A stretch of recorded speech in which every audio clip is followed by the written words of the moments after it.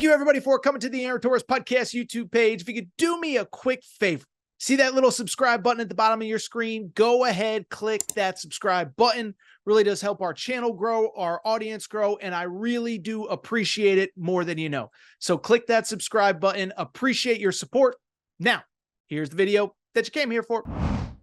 I said, I've never talked TBT on this podcast before. Never talked TBT. That was until Monday, and it was because there was a very highly anticipated game between the Louisville TBT team and the Kentucky TBT team. And if you remember, what do we talk about with TBT? TBT is the basketball tournament. It's alums of all these schools. The only rule is you can't currently be on an NBA roster, and you play for $1 million grand prize. And so all these schools are into it. My alma mater, UConn, has a team for the first time. Kansas has had a team forever. Syracuse has had a team forever.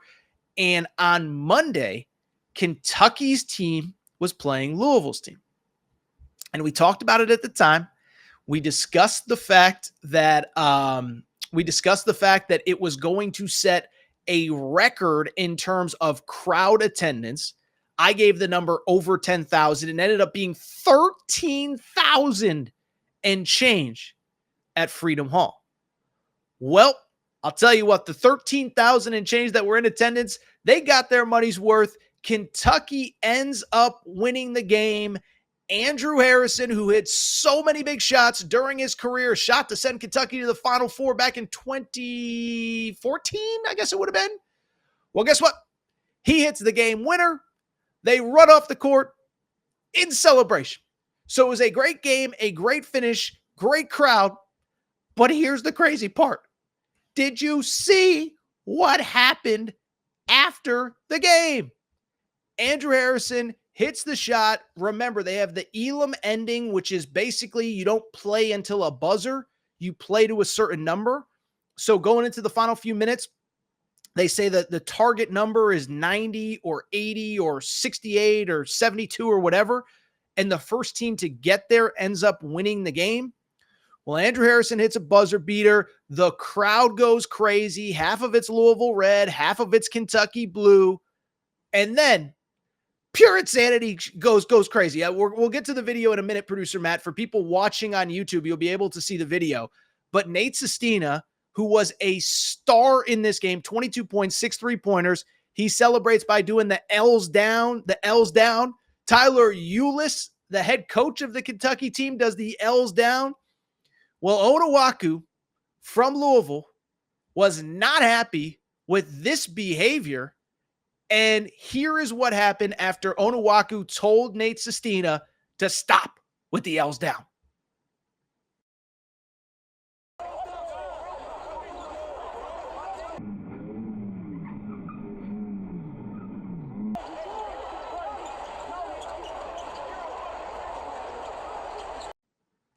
That video courtesy of WLEX. And as you just saw, the Louisville team, Onuaku, gave his own version of Hawk Tua. He spit on that thing, baby, because that was nasty as the Louisville player spits on the Kentucky players at the end of the TBT game.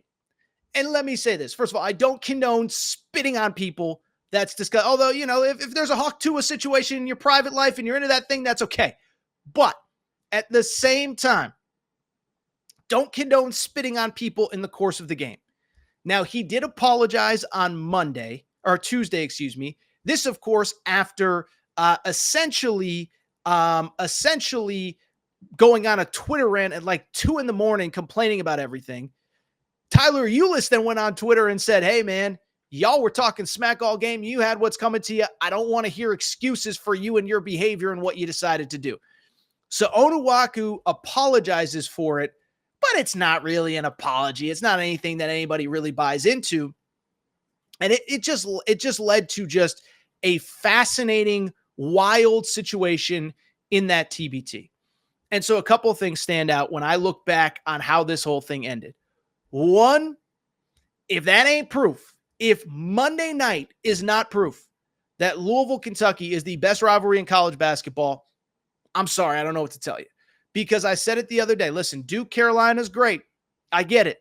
But most of Duke's alums, most of Duke's students, they come from Jersey and New York and Connecticut and wherever.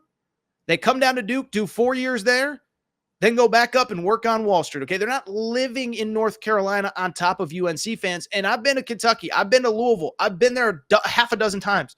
Going to probably go again for a game this year. Hopefully, knock on wood. Bring it up because those people are on top of each other. Louisville has a lot of red. There's a lot of blue, excuse me. It is a crazy state with a crazy passion for college basketball. And even before the game ended in the manner that it did, 13,000 people in July to watch a bunch of alums. That shows you that this is the best rivalry going in college basketball. 2, I'd also add, I thought it was really cool. The current Kentucky players were actually in the building, and they all spent all Monday talking about how they can't wait to be part of that rivalry. So all these kids, Lamont Butler from San Diego State, Kobe Brea from Dayton, whoever, they got a front row view of what it is like and what that rivalry means to that state. Finally, my last real thought, goodness gracious, that's a moment for TBT, okay? And it's wild because I think about this summer, and I might have mentioned to lead the show, I can't remember. But it's crazy because this summer has kind of proved, like, sports doesn't really take any time off, okay? I remember sitting there the night of the NBA Finals ending, and I don't even really watch that much NBA basketball, and I was like, damn, the heck am I going to do here for the next 2.5 months until football starts? Then we got Copa, and Copa was kind of awesome, and the Euros were awesome, and we got some Summer League with Bronny and Reed Shepherd and Donovan Clingan and whatever. We got the Olympics right now. Maybe talk even a little Olympics after this. But TBT, it's been this thing that's gone on, and I feel like this is the year it's kind of broken out. I think having teams from Kentucky, having teams from Louisville, having teams from UConn, I think has helped. Credit to Fox. I work for Fox Sports Radio. I don't make any of the TV decisions, but it's gone over to Fox, and Fox has prioritized this event, and it was looking for a moment. Now, you don't want fist flying and spit flying, but that was a moment. That was a thing that people that are not Louisville and Kentucky fans were talking about on Monday and Tuesday. So congrats to the Kentucky team. They have advanced to now the Final Four, I guess, is in Philadelphia. 2 more games tonight in Houston. But yeah, don't know what else there is to say about that TBT ending, but that was wild.